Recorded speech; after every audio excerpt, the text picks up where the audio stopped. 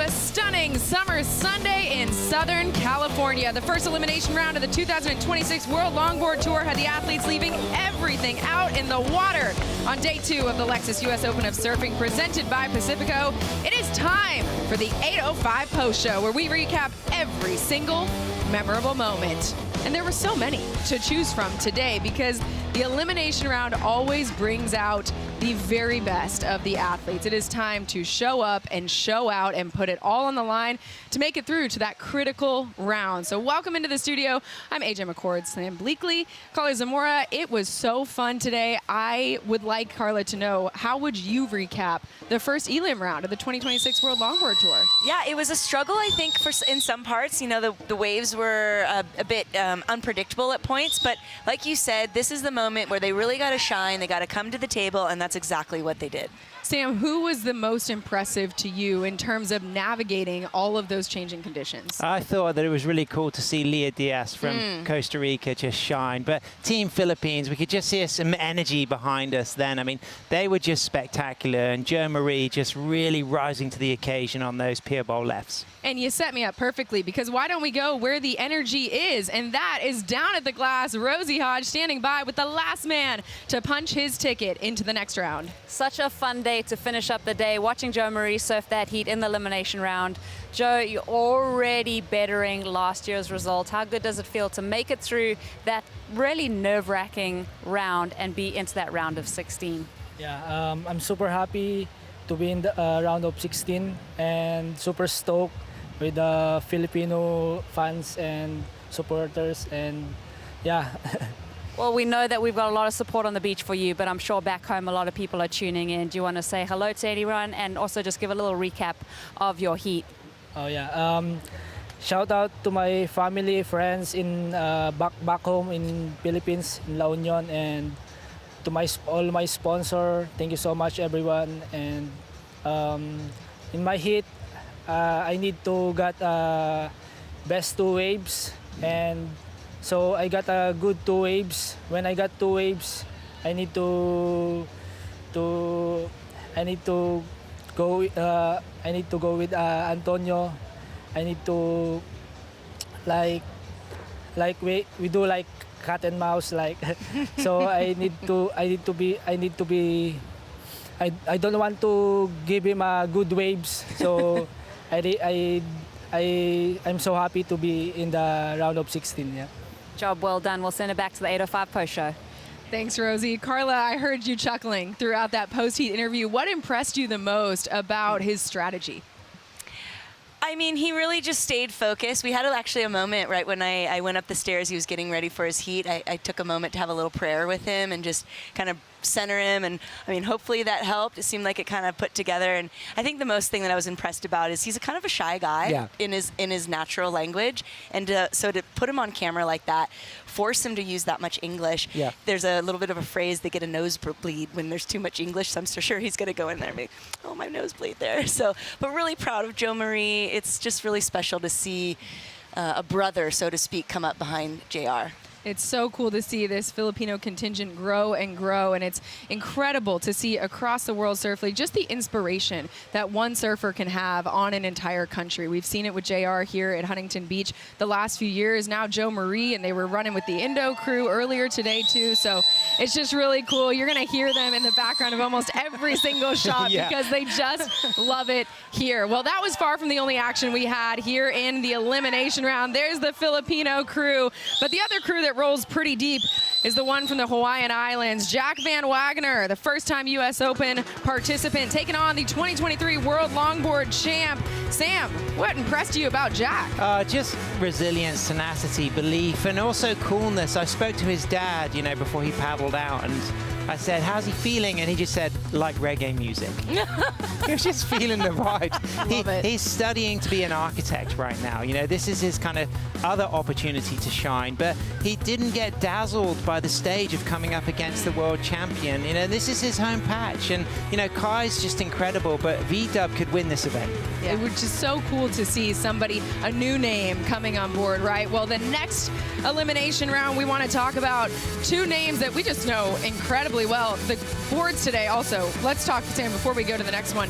Kai Sallas having to switch boards partway through this heat. What kind of disruption does that have? Yeah, but for Kai, no disruption. You know, he builds these boards, he designs these boards, he can ride them all. He's super versatile. He's a world champion. He's one of the ultimate Hawaiian all-rounders, and he was close. You know, he put himself right back in the mix. At one moment, I thought it was going to happen for Kai, but Van Wagner had done the work early on, and Kai couldn't quite find the luck on those reforms. And it was great to see Sister Reed there as well, giving a high five to brother Jack. And you see JVW just getting it 13.83 to a 13.66 heat total from Kai Sallas. So we do lose a former world longboard champ in the draw here at Huntington Beach. And Carla, that is how it goes, though, right? It depends on the day, who shows up and who can get the edge. And today really kind of exemplified that. It was a bit of in the right spot at the right time. You had the right selection. Staying busy seemed to be the best shot for most of the competitors. And I think that, you know, the ladies definitely stepped up. I agree with Sam, with Lia Diaz, really, you know, shifting that that vibe, that mood that she had yesterday, and coming in and just kind of nailing it. Yeah. I love that. We're going to get to Lia later on in the 8:05 post show, but first, another matchup that I could not wait to see. Kelis Kaleopaa, she is one of the queens of longboarding, going up against another legend here at Huntington Beach in Lindsay Steinreide. Lindsay getting the call up a few days ago. Kelis, Sam, just hit her groove so quickly. Groove. I mean, that's the perfect description of her flow and her style, and her dad, JP, and Mambalia, they're just great, you know, inspirers. But Lindsay, of course, you know, she comes off the back of having baby Nico recently, and what an achievement to just get back into the jersey and surf at an elite level. And, you know, it puts my hair on end to think of the power of these surfing mums that we have in the wave riding community. And I really, really respect the way Lindsay flew the flag there. But you can just see from this footwork from Kelis, she's the ultimate all-rounder. If you were going to model a kind of perfect flowing longboard, it would be somebody with this type of style, the finesse and the read and the ability to make the difficult look easy. And that's the thing, Carla. It is so incredibly difficult, but how does Kelis make it look so easy? She's just one of those naturally talented ladies. She has that very dance-like quality that Sam and I are always talking about. And it doesn't matter whether she's on the left or on the right, you just get that really silky, smooth approach from Kelis at all times. And that smooth, silky approach worked for her today, punching her ticket into the next round, a 12.67 heat total for Kelis Kaleopaa. So we will see her again tomorrow in the round of 16. So many incredible performances today. And let's take a look at that next round, the round of 16. Carla, oh my goodness, these matchups are wild. I'm going to put you on the spot. Do the impossible here. Tell me which heat you are most looking forward to in the women's round of 16. This is really tough. I was looking through the run here, and there's a few here. I think, well, obviously the Tully Mason one, they're friends, so that's going to be an interesting one. Avalon Ginger. For me, I'm interested in the Rachel Lia. I want to see Lia kind of build on that momentum that she came with today, and I'd love to see her really shine tomorrow. All right, and then moving over to the men's round of 16, Sam, some heavy hitters falling today, but even more making it through to the next round. What gets you so excited in this round of 16? Edward Tommy Coleman, that looks like an absolute brilliant, you know, two different approaches. Tommy was incredible today, but actually I think Declan White and Jack Tyro, that is going to be down to the wire. Two hyper talented regular footers, and Jack Tyro really starting to shine, but Declan always a threat for a world title. And almost as exciting as these matchups is the Surfline 4-day forecast that we have for the rest of this event, because it is looking so incredibly good here. And that's been one of the things, Carla, you mentioned the changing of the conditions, but how does having a swell in the forecast really give these riders a chance to show what they can do? Well, it does exactly that. It gives them the chance. Without a wave, we don't have a canvas. Without a canvas, we don't have scores. So with the swell in the forecast, especially compared to what we had last year, huge difference.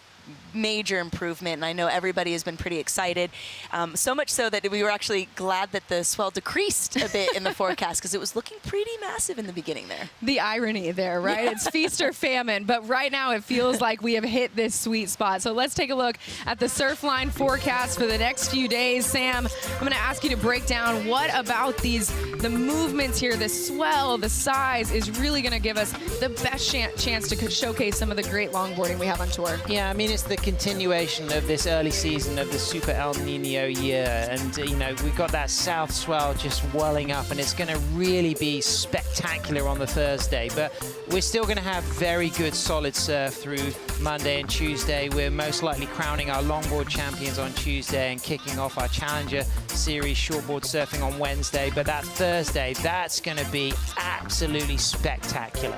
It's so fun. I even catching up with Rio Waida today, right? He was watching his fellow Indonesian surfer Dea, and he was talking about the forecast, saying, hey, I haven't been here to Huntington in a few years, but when you look at this forecast, it gets the shortboarders, the Challenger Series athletes who are trying to accrue those points, gets them so incredibly excited, and longboarders, same thing. So as we get to the pointy end of the competition, I'm just psyched that we have the waves to showcase the talent, Carla. Yeah, I agree. I think it makes such a difference, especially here at such a big venue. We want to we've given them the platform, let's give them the stage as well. And you know what, we can only control as much as we can, right? So we can't control the waves, but what we can control are the highlights we show you from each and every day. And this goes into a day where, how do you pick? But we've got them. The Board and Brew top 5 moments. Sam, you referenced it earlier, Tony Silvagni against Ben Skinner. These two veterans, it was like 40 chess out there. Yeah, I mean, they've surfed against each other so many times in the last, up to 20 years. And Tony now riding for Luis Bento from Portugal, but he came out busy, and, being busy paid off, like Carla said earlier, having that hungry quick start and then building. And we know that Ben can pull it back at any moment, and he did get close, but Tony took it. And then, Carla, we've talked about Lia Diaz, the new Costa Rican on tour, Pura Vida all the way. What do you love about what you saw from her? I love that she turned it around. Yesterday, she had a really rough heat. You could tell she mentally wasn't in the space, and she was able to kind of readjust, adapt, and come out today and put it down when she needed to. Speaking of put it down when you need it to, last year, Malia made it almost all the way to the finals. Today, she makes her move, a 7.5 score on this wave, Sam. She's crossed heaven to the beat of this cool punk tune, and she was looking so good on her Wayne Rich boards, and Wayne Rich was there watching and representing Ventura down here in Orange County. Malia with mum and dad as well. It was really special to see. Well, and when you take down a world champion, you're going to get a few mentions in the show here, but one more look, Lia's style is just, you wouldn't know that, or Malia's style, excuse me, she just is so solid on the wave. And confident to come off the back of getting 3rd here last year at the Lexus US Open of surfing, and already now she's into that round. The worst she can do is a 9th. Well, Carlsbad's own Jack Van Wagner, you take down the world champ, and you're going to get a few highlights, Carla. This was a really exciting heat to watch. There was so much variety that Jack provided here, whether it was even intentional or not. He had some side slip boogies, to Herbie Fletcher, and then his nose riding and just connecting those maneuvers in those really quick moments was really what just set him apart and, gave him that nod against world champ. And our Board and Brew top moment of the day, Sophia Culhane, is somebody that we are so used to seeing on finals day, but Sam, her back against the wall. This was so special because it was a low-scoring start, and then this wave happened, and she had the opportunity to just hold those long nose rides and engage that rail on her Michael Takayama board, and she shone so brightly. She's been working harder than any of the surfers for the last few years, and I really hope that she can take this type of energy all the way to maybe a world title. It's incredible. I know it's something that she wants so badly, and Carla, to see her do it under pressure today has to have her feeling good. Definitely. She's been on this tour for a while now. She was one of the younger gals to start in here, so she's considered a veteran now, even though she's really quite young. So really good job for Sophia. Will be exciting to see her tomorrow.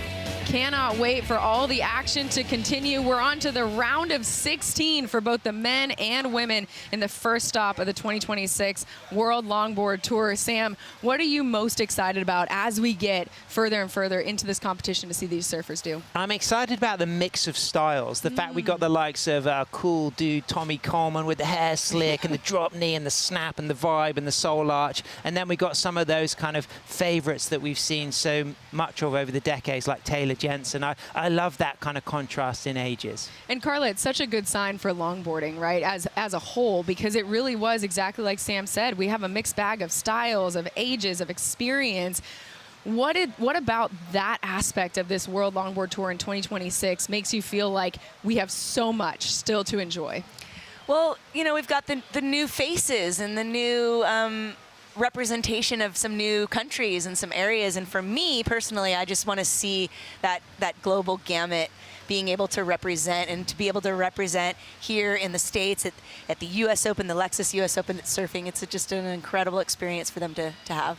It is so incredible, and I'm so excited just to get a chance to watch it for the next few days. I feel like the best is yet to come, if it's not a commentator curse. I hope I didn't just do that, but thank you so much for joining us for the 8:05 post show. For Carla, Sam, myself, everyone in the crew, have a great rest of your Sunday. Next call, 7 a.m. for a 7:30 start.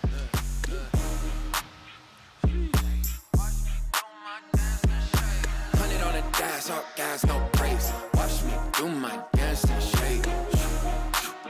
Then shake. Watch me do my dance and shake. 100 on the dash, all gas, no brakes. Watch me do my dance and shake. Then shake. Watch me do my dance and shake. Watch me get real quick. Watch me hit my dance on them. Two-step and flex like and one came front. They be like, damn, son. I got sauce like spaghetti, there's no ragu. Hit my gas, the engine go nuts like cashew. Bet that you ain't met another player like me. The greatest to ever do it, yeah, I just might be. Might just hit my dance for the folks, no joke. For the folks, no joke. Said I might just hit my dance for the folks, no joke. For the folks, no joke. 100 on the dash, all gas, no brakes. Watch me do my dance and shake. Then shake. Watch me do my dance and shake. 100 on the dash, all gas, no brakes. Watch me do my dance and shake. Then shake. Watch me do my dance and shake. Hey, touchdown, know you see me. Look, mama, your boy on TV. Two-time world champ, bet I 3P. Do my dance, bet I make it look easy. Hey, top 5, not 4, not 3, not 2, so it's gotta be me, I'm the one. Put the city on, need a key, look around, ain't nobody like me. Might just hit my dance for the folks, no joke. For the folks, no joke. Said I might just hit my dance for the folks, no joke. For the folks, no joke. 100 on the dash, all gas, no brakes. Watch me do my dance and shake. Then shake. Watch me do my dance and shake. 100 on the dash, all